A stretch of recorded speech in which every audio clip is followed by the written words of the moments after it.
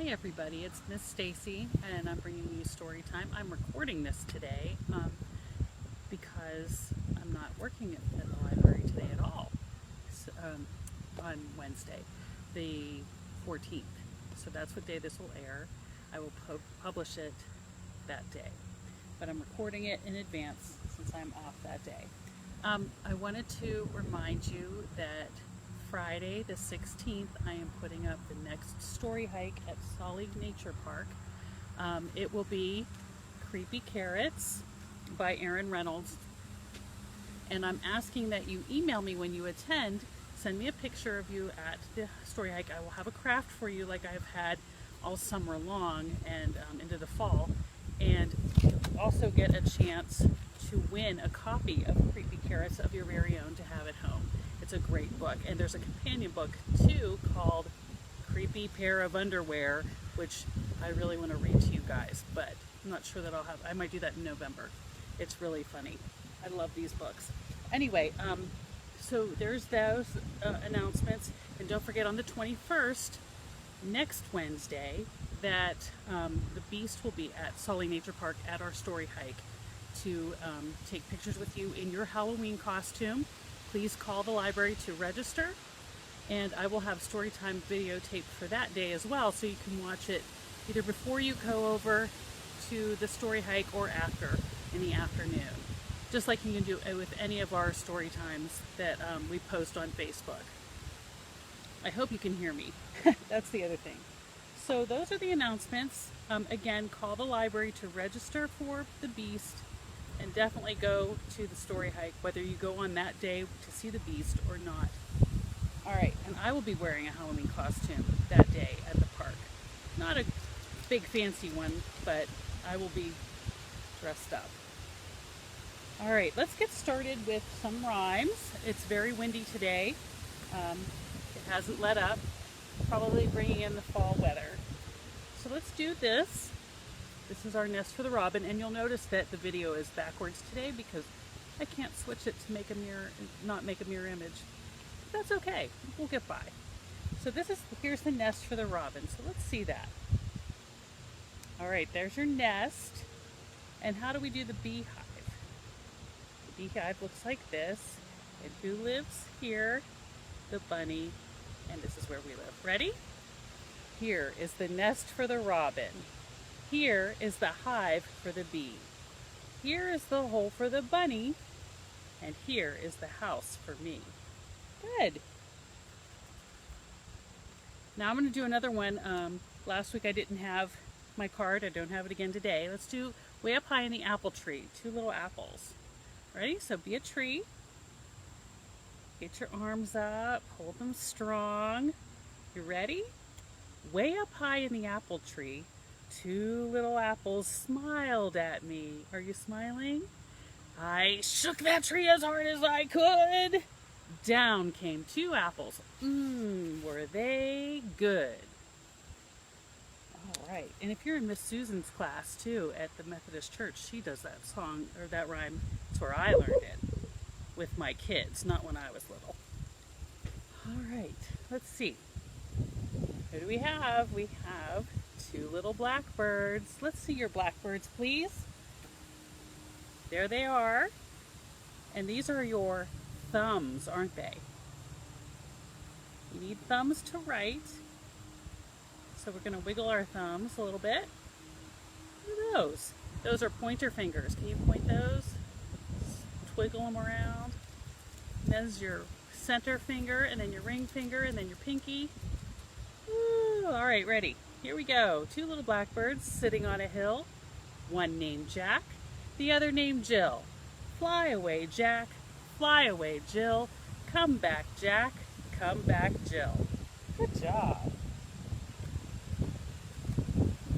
All right, another one that I don't have a card for today is Gray Squirrel. Can we do Gray Squirrel? How do we do that? This is his bushy tail. Ready? Gray squirrel, swish your bushy tail. Gray squirrel, swish your bushy tail. Hold a nut between your toes, wrinkle up your little nose. gray squirrel, swish your bushy tail. Good job. And another one that I don't have a card for today, but I do have my orange scarf. Ooh, look at that. Look at the wind blowing. The wind blows the leaves off the trees. So that's what we'll do. Leaves are blowing to the ground, to the ground. Rake them in a pile, then jump in, then jump in. I said they were blowing to the ground because today they feel like they are. They're falling, aren't they? Can you do that? And you don't need to use a scarf at home. If you have a scarf of mom's or grandma's, or a tissue, or a t-shirt, a pair of shorts, something that you can use to just float around. I wish that we could play with scarves together. I know you guys love that. Just switch that around. Leaves are falling, right? And what color are leaves? Some of them are, what's this color? Orange, like my shirt. And some are yellow and red and brown in the fall. Remember, we talked about that last week with our story time. We talked about fall and the changes that come. And some of those changes are that the harvest comes in, and that in the fall, the types of harvested vegetables and fruits too are things like squash and pumpkins. Can you see the book? It is called Pumpkins, and it is about a farm, and it's by Ken Robbins, and there's lots of great photographs in here. And I hope you're able to see them. All right. We talked about the birds flying south. Do you remember that? All right.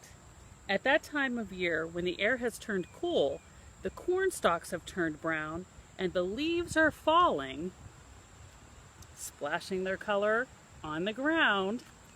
Do you see that? It doesn't look like that here yet. Pretty soon, splashing their color on the ground, and the geese are flying, and the crows are calling from the empty fields. I don't hear the crows. They were this morning. I could hear them. It seems there are pumpkins everywhere. Did you ever see so many pumpkins? Look at that. Have you been to a pumpkin patch? You know, Miss Stacy still has not been to a pumpkin patch. I need to go. But the story of the pumpkin begins in the spring, which seems like just yesterday, when we plant our garden, when the farmer plants the seeds in the ground. Those are pumpkin seeds. And there she is sowing her seeds. Oh, make sure you can see. She's putting them in the ground in rows. The first small leaves come up in 10 days or so. Look how green they are. Oh my gosh, my garden was so green this year. It was amazing. And in just a few weeks, the vines spread out and flower buds begin to show. You see that? Did you see any of those in your garden this summer? Is that what you did?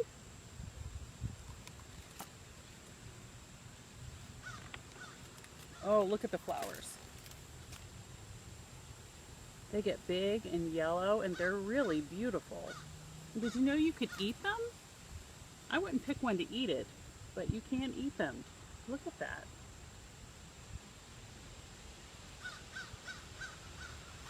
All right.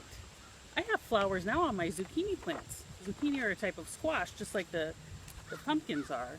And I have flowers. They're still growing. All right. At the base of a flower, the pumpkin begins to grow.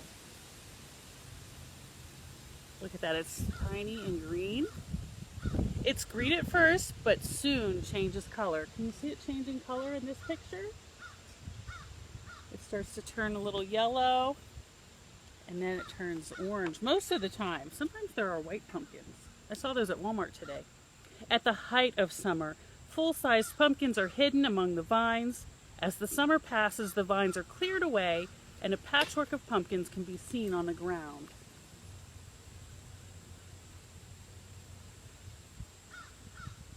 Pretty cool. A friend of mine grows pumpkins and sells them in the fall in her yard. She has a big pumpkin patch. Look at all those different kinds of gourds and pumpkins and squash. Look at that tiny one. Did you ever see those little tiny ones? They're fun. Pumpkins grow in any number of colors and shapes and sizes. The ones we know best are bright orange and more or less round, but many kinds are yellow, tan, green, or even blue. I'm so shocked. So, let's see, some are round, but some of them are kind of flat or squished, or squashed, you might say. Some are so small they fit in your hand, and others are positively huge. My friend's father-in-law used to grow giant pumpkins that won awards and were in the Guinness Book of World Records. Bigger than this one. People hold contests to see who can grow the biggest ones. The gigantic pumpkin on the forklift weighs over 1,000 pounds. Okay, theirs were not this big. I was wrong. And I have pictures of those somewhere. Look at that. I have pictures of my children sitting on them. Look how this little boy is standing next to that giant pumpkin. Is that amazing? And their seeds get really big. Many farms will let you go out in their fields to pick your own pumpkin right off the vine. You must pay for it first, of course, and then you can take it home. Look at him picking out his pumpkin. That seems like so much fun. We just go to Walmart at our house and buy ours. Oh my goodness. What are they doing? Jack-o'-lantern, right? Carving their pumpkin. For Halloween, it's traditional to carve your pumpkin into a jack-o'-lantern. You'll need a pen or a marker that erases easily. Draw a face, happy or scary, or whatever you like. Then get an adult to cut all around the top with a saw or a knife. You see that? That's a little pumpkin saw. Remove the top. You see these pictures? And I'm going to show you our pumpkin that I brought today. Remove the top, and with your hands or a scoop, you can scrape out the guts inside the seeds. Inside the seeds and the wet membrane that holds them. Then get that adult to cut out the eyes, the nose, and the mouth. And you put in the candle. That looks like a sad face. Once the jack-o'-lantern is carved, put it out on your steps at night, or in your window, or in some other safe place. Put a candle inside and light it. It will look quite nice. And they do. They look so much fun. I love them.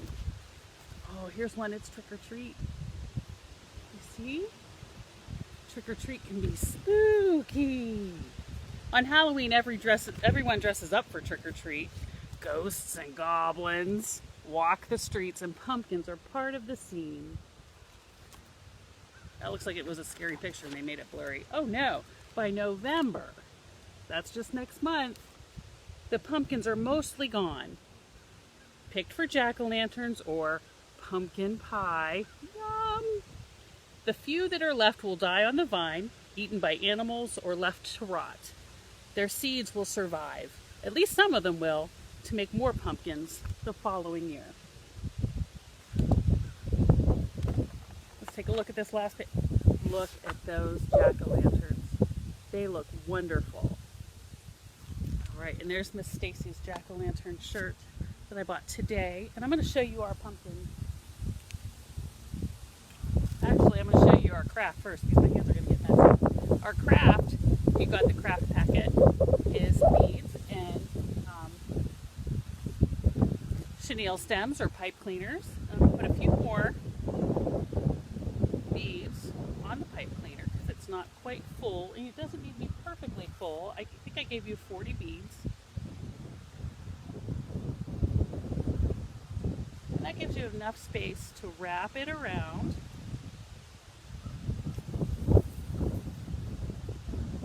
Alright, and then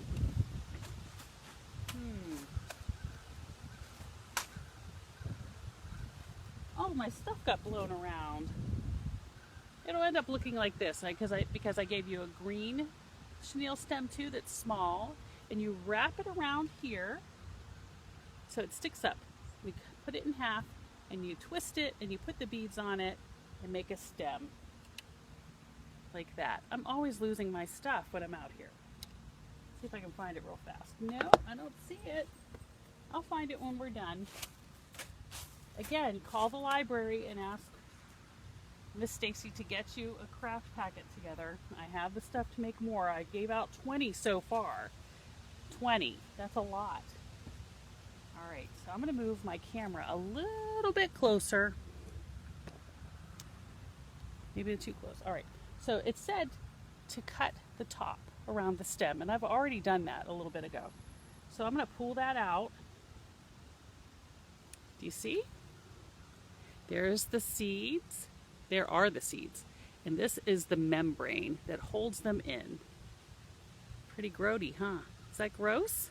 But that's okay. You don't have to touch it, but I am.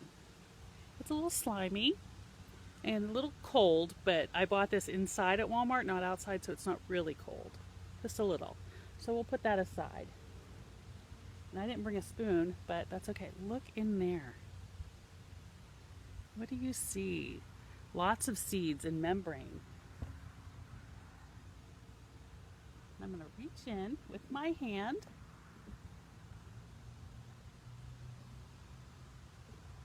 And there they are. I wish you were here to touch them if you wanted to. When you do your pumpkins at home, ask Mom or Dad if you can touch them. So you can feel their stickiness, their sliminess. They're not going to hurt you. And you can touch the seeds. Sometimes people take the seeds and they cook them in the oven after they clean them, and they make pumpkin seeds that are flavored, and you can eat them. There they are. Okay, you guys. I will see you next week, again on videotape on the 21st, and I hope to see you live and in person at Solly Nature Park, dressed up in your Halloween costume or some costume to come meet the Beast and see Miss Stacy. And I hope that you have a great day.